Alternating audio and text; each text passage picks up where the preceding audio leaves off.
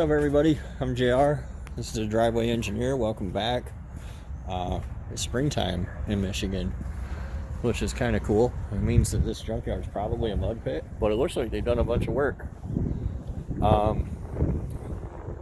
One thing I've started doing is checking the core area, because I find, like, there was a 6-liter out here. I found a 4L80 out here. I don't know what that is or care, but somebody might. So yeah, I checked the core area now.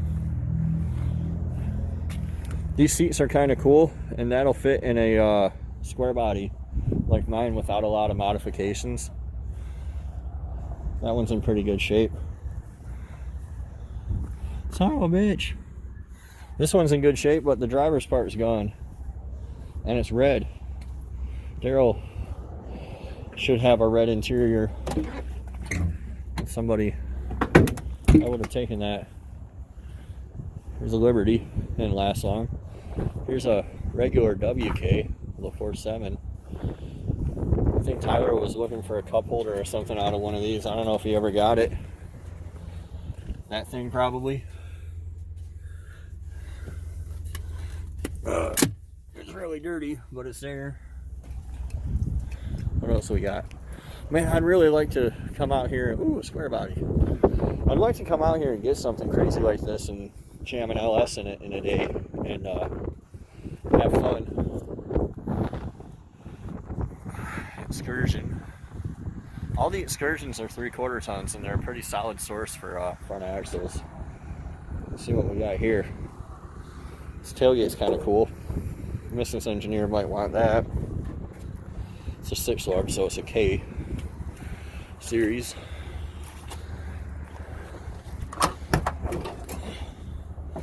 What we got here?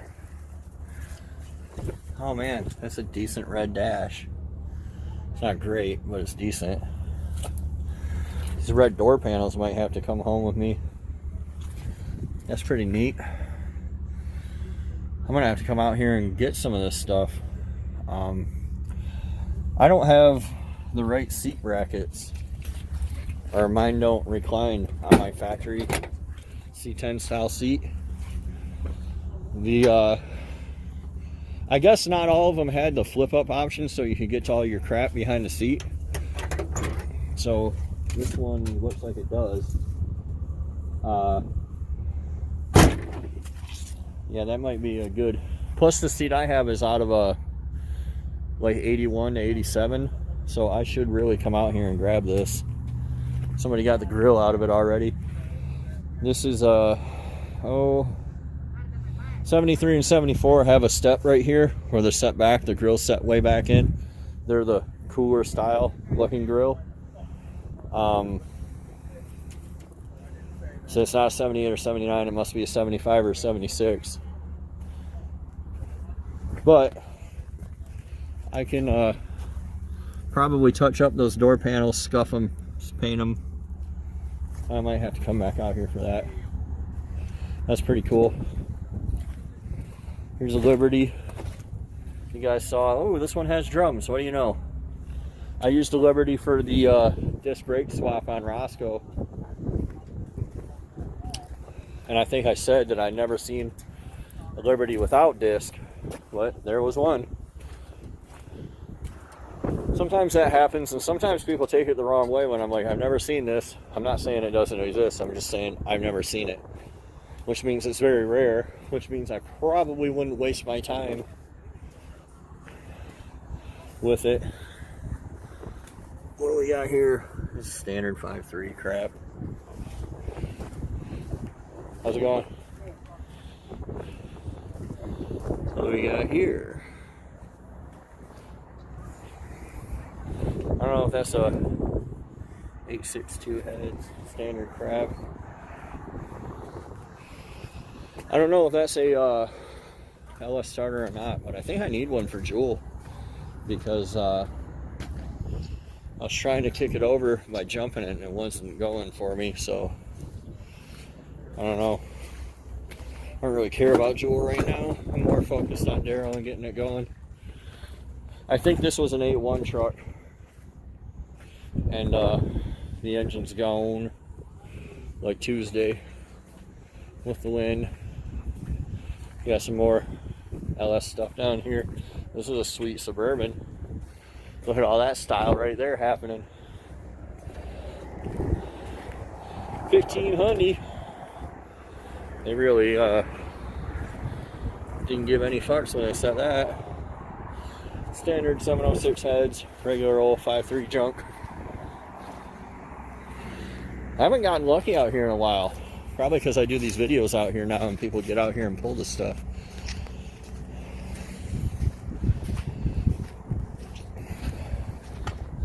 I don't know if I'm going to come back and rob that thing for all its, that K10 for all its stuff or not. I have a trip I mentioned a couple times. We're going to Mississippi. We stop by Kentucky and wheel around in the WK2 a little bit. Try that out. You guys haven't seen it on the channel yet, but my wife got a new Grand Cherokee, so I haven't really decided if that's a project that'll happen on the channel or not. It's kind of, sorry if there's a wind noise. It's kind of a higher end project for what I typically do. We got over here, nothing's catching my eye really. Pacifica. What's that thing? That's a 2500.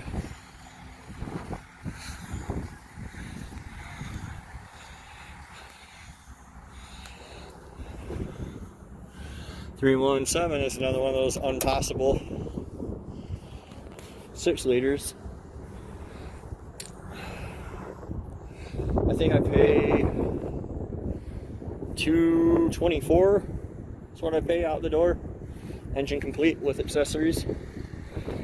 Mason Upull, Mason, Michigan.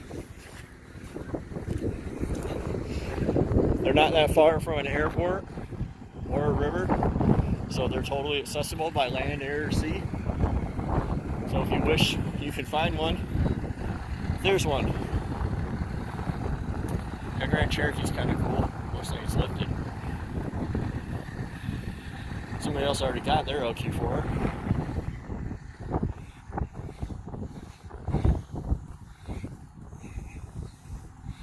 I need a back door for Clifford.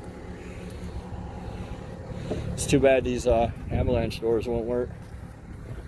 706 heads, nothing. The avalanche doors, when you take the plastic off, I think that they're like molded weird. The door itself is stamped weird.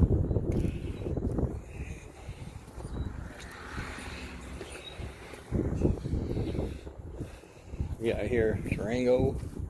It's probably a 4.7. I had a 4.7 in a Grand Cherokee years ago, and it was a fine as long as I drove it, but people do not have good luck with those engines. I don't know, my buddy John, the guy I went to school with, I think he put like 300,000 on a 4.7, but he just keeps repairing it, so. What do we got here? Always fresh oil changes. 706 heads. Some garbage.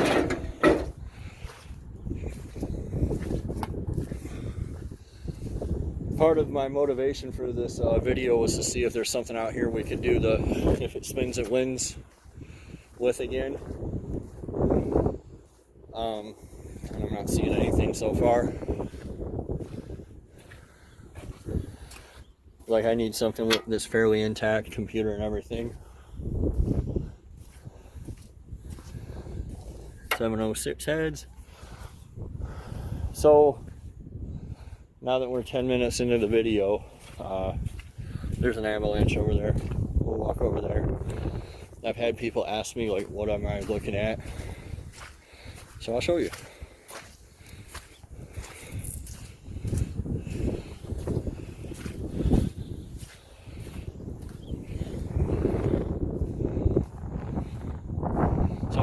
Here's an avalanche, right? Say I want it for a candidate.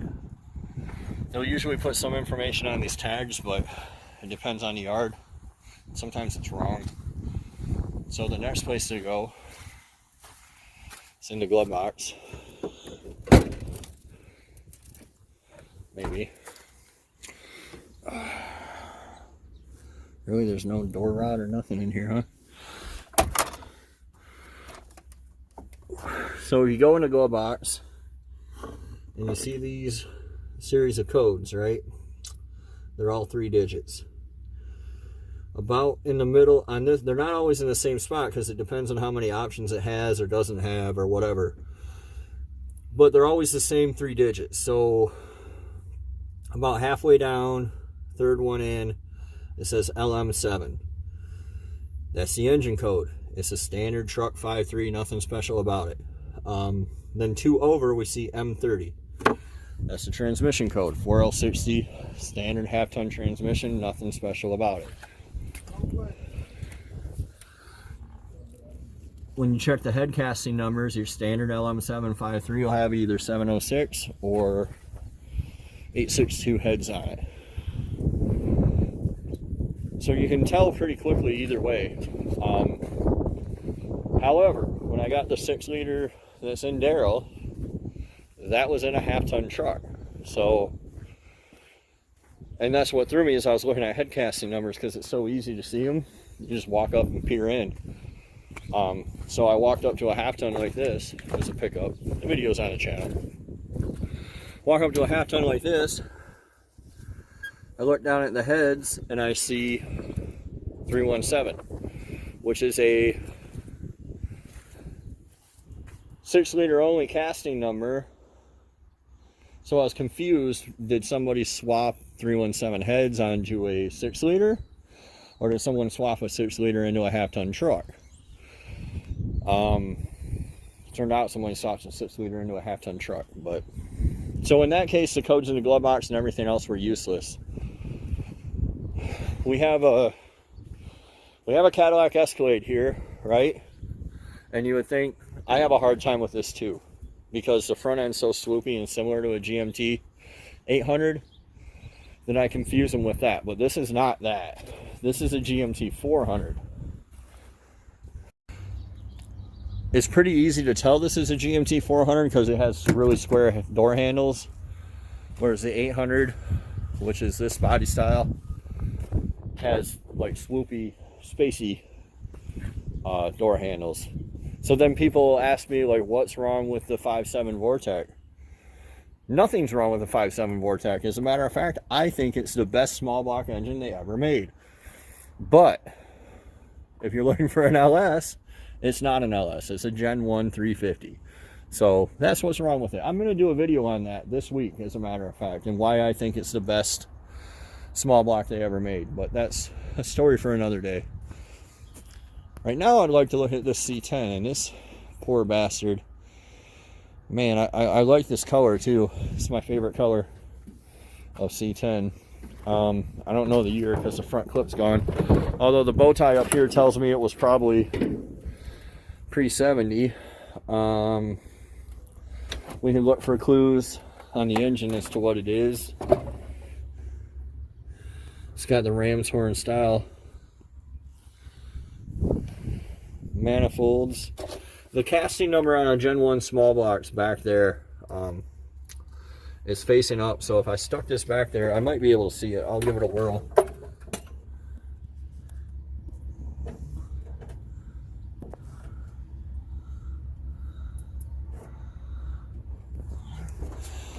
So I couldn't quite see it. You might have been able to get the casting number off that. That's really the only way to tell. Like people that tell you, I can tell it's a 305 just by looking at it. You can't.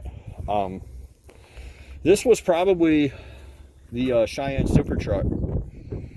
From the trim and stuff, the way it's two-tone and the color and the wood grain. This was a CST.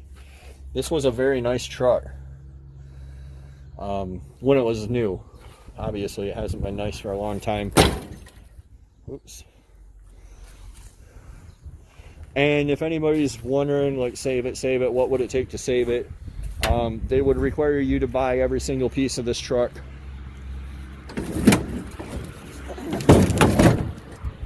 one by one to take it out of here. That wood grain on the tailgate though tells me this was definitely the CST. That's the top level trim for these. Sad to see it out here. It's got good truck arms underneath it. Well, I don't know if they're good, but that's a neat suspension design. A NASCAR today still uses that, which is pretty good for handling.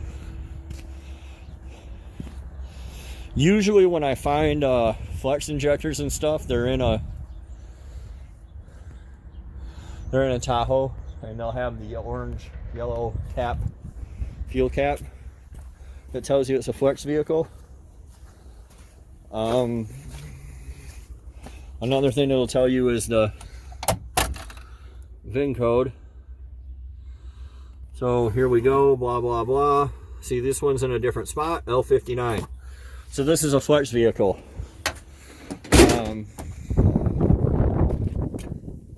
The L59 was just a standard 5.3. It was the earlier model of flex.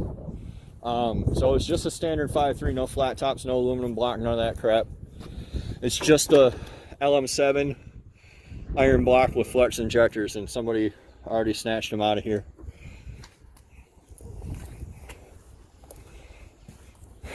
What do we got here? A Suburban, a C10 Suburban. Yep. And it's got some kind of cool wagon wheels on it. Bet it doesn't have all four. Bastards. Oh, it does have all four. Man, but it's sitting on two of them. That's a bummer. Let's see what it's got in the interior. On these, there's a few tips on these. For one, these seats will fit into a C10 like Darrell. And for another, the A-pillar trim can be used in a truck like Darrell if you wanted. I do want to get all the trim for Darrell eventually.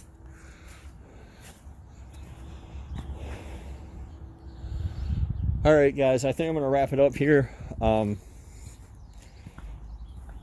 Next week, because I'm going to... That's a nice bumper sticker. You really should, if you are. Next week I'm going to... see, this would have been a cool project. It's a piece of crap. I dig it. This week I'm going to Mississippi. So the videos next week, I'm going to try to hit a few yards down south and see what I can come up with. But yeah, so you guys will see this probably like Wednesday. So thanks for watching. Be sure to like and subscribe, and we'll catch you next time on The Driveway Engineer. See ya.